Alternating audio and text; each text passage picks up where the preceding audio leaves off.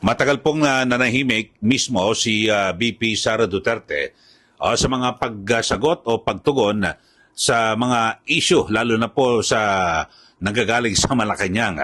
At kasi, naku, parang nawala ho, deadma ni hindi po tinapunan ng atensyon ni VP Sara Duterte ito hong mga sinasabing alok ni Pangulong Marcos Jr. ng pakipagkasundo o reconciliation sa pamilya Duterte. At ngayon ay sabi po ni VP Sara, hindi po mahalaga yan. So ano ibig sabihin at nais na iparating ni VP Sara na parang wala pong importansya sa kanya ito hong mga alok o pagiging bukas ni Pangulong Marcos Jr. na makipagkasundo sa mga Duterte. Kayo ano pong pananaw ninyo?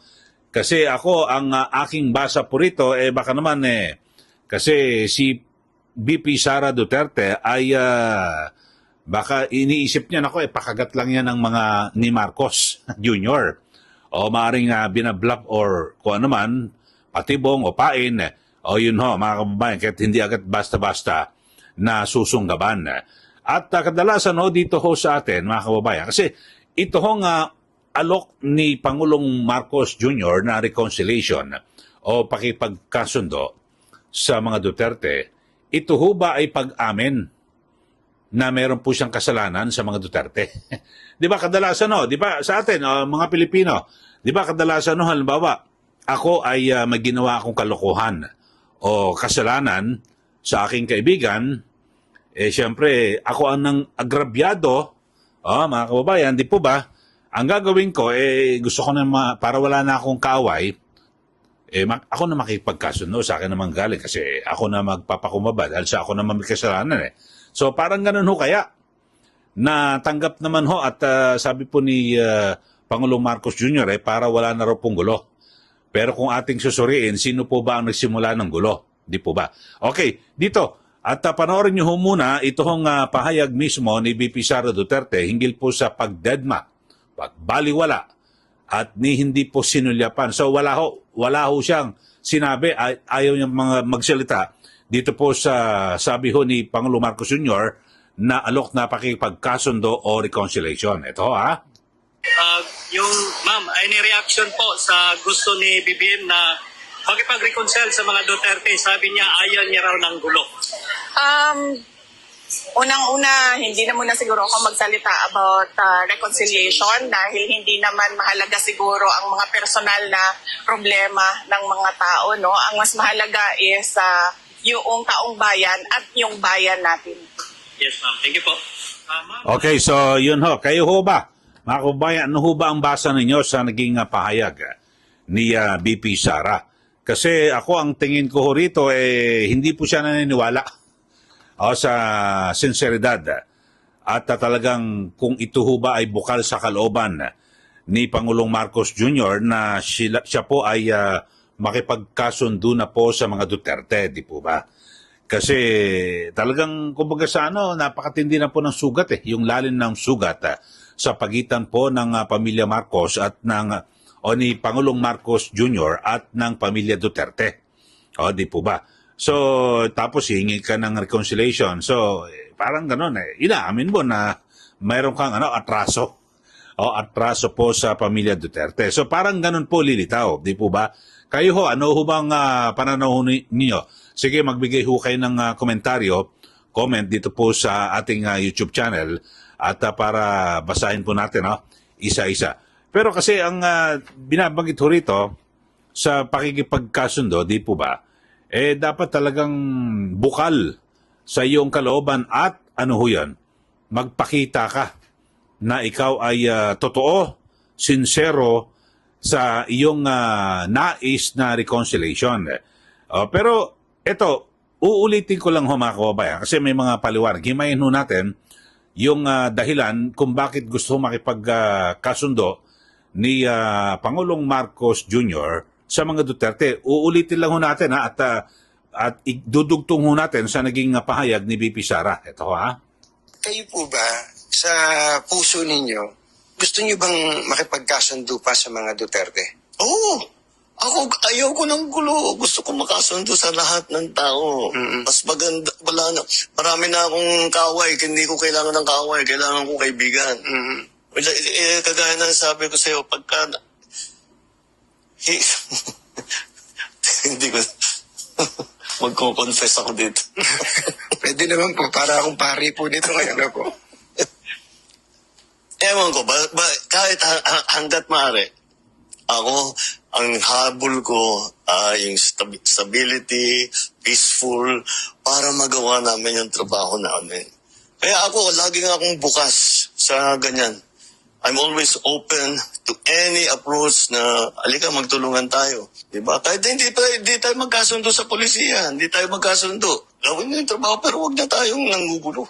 Wag na natin, tanggalin natin yung gulo. Grabe, no? Okay, so yun po, no, ang pahayag noon ni Pangulong Marcos Jr.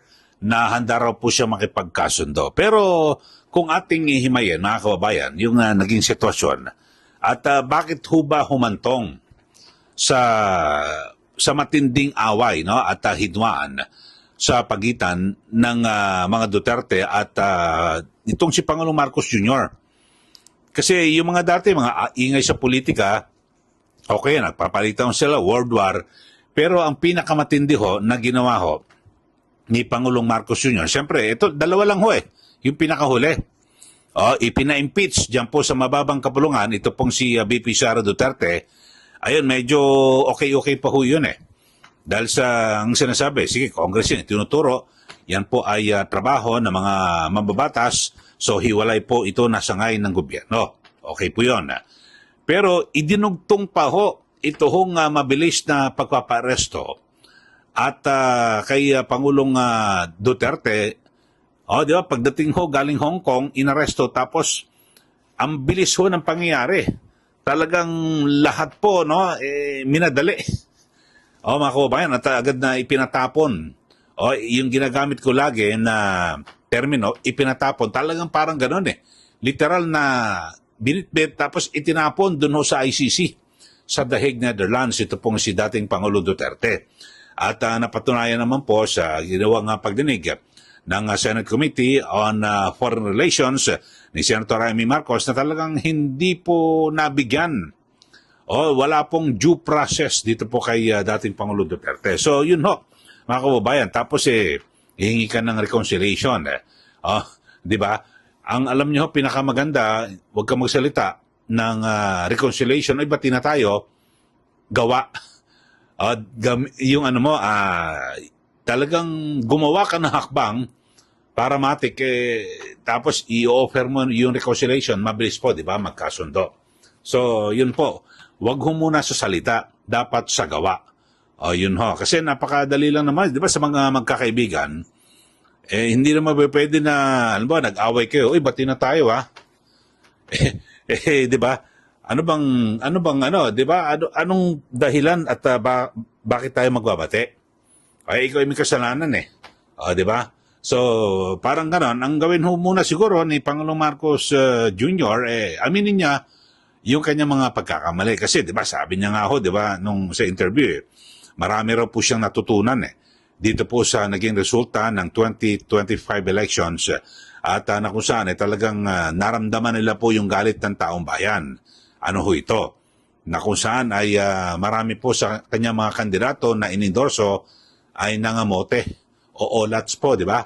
Sa nakarang eleksyon. So, yun po, kasi yung pagkatalo ho ng maraming kandidato ng alyansa ay tatagos po ito sa kanya. Kasi siya po ang nagsilbing endorser, di po ba? So kaya sabi ng Pangulo ay, hindi, ano na yan marami kami natutunan sa nakarang eleksyon. Kaya yung mga sentimiento ng taong bayan ay, di ba, talagang titignan. So ang pagkatapos ho niyan sinabi na ganyan ng eleksyon, ngayon nagpatupad ho siya ng cabinet revamp, di po ba? Kaya lang, ang masaklap ho mga kababayan sa ginawang cabinet revamp, yung mga tao na posible, mga kababayan, na itinuturong dahilan ng pagbagsak ng kanyang popularidad, pinanatili po sa pwesto. Ano ho ba ang nagpabagsak? Ang dami na ho ng mga political analyst at mga nagsasabi na isa ho sa pangunahing pagbagsak ng popularidad at yung pagkatalo ng alyansa ay ano ho ito? Yung pagpapa-aresto kay dating Pangulong Duterte at ipinatapon kaagad doon sa ICC sa The Hague, Netherlands. So yun po ang pangunahin na sinasabing pagbagsak ng popularidad ng Pangulo. Pero ang ginawa ho niya mga kababayan, yung mga tao na may gawa, yung may mga mahalagang papel dito po sa pagkakaresto at pagkapatapon kay dating Pangulong Duterte dyan po sa The Hague, Netherlands, ayun ho, binigyan ng reward. O yun, happy na ng PNP.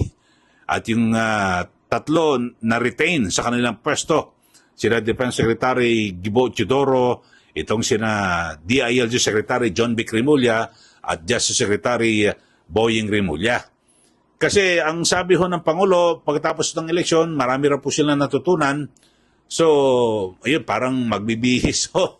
Magbabagoan nyo ang administrasyon, nagpatupad ng cabinet revamp, pero yung mga tao na sabihin natin na nagpabagsak sa kanyang popularidad, hindi po tinanggal. So, yun ho, mga kababayan, na yun lang nakapagtataka. Pero balikan natin ito pong issue. Ito hong reconciliation at sa kabuuan nitong ating vlog, deadma ni hindi po tinapunan ng atensyon ni VP Sara Duterte yung alok ni Pangulong Marcos Jr. na reconciliation o pakikipagkasundo. At kayo ho, sige, magbigay lang ho kayo ng komentaryo, pero sa aking pananaw ay walang tiwala po si VP Sara at ayaw niyang patusin yung ganyang mga pahayag na baka ito'y patibong lamang, di ba? Hindi mo naman masisisi si VP Sara Duterte at siyempre alam nyo, matalino at magaling ho ito si VP Sara, bumasa ng sitwasyon O magano ka, gusto mo makipagkasundo? Bag sinabi niya, naman, sige, wala. Or magano ka ng maglalatag ka agad ng kondisyon. Sige, gusto mo magkasundo. Ipauwiin mo dito si dating Pangulo. So, wala hong binigay na gano'n na kondisyon si VP Sara, kundi ang ginawa niya ay ibinitin niya sa ere. Hindi, wala. Huwag natin pag-usapan yan. Ayoko. Di ba parang gano'n sa mga kaibigan, uy, bati na tayo Wala, hindi ka pinapansin. Di ba may mga gano'n tao? Ano ibig sabihin nun? Ano ba, uy, bati na tayo. Uy, patawarin mo na ako sa aking kasalanan. Tapos hindi ka papansinin, di ba? Ano ibig sabihin nun? Ayaw niya makipagbati. Ganun lang ho yun. Or inis sa'yo. O hindi siya naniniwala na sincero ka sa gusto mong reconciliation o pakipagkasundo. Di ba? Ganun lang ho yun, mga kababayan, di ba? Okay na ho, bahala. At pero, yun lang ho, yung basa lang natin sa sitwasyon, di ba? Okay, at abangan natin yung susunod na kabanata dito po sa usaping ito. Okay, sa mga hindi pa ho nakakapag-subscribe sandali lang po, pindutin nyo lang po. Subscribe lang po at siyempre huwag pong kalimutan na share at i-like ito pong ating YouTube channel para lagi ho kayong updated at siyempre ipamahagi nyo, ipagkalat po natin yung ating mga ginagawang pagtalakay at komentaryo sa mga issue ng bayan, trabaho lang po walang personalan. Maraming salamat. Muli ito po si Ka Eli. Magandang araw po sa ating lahat.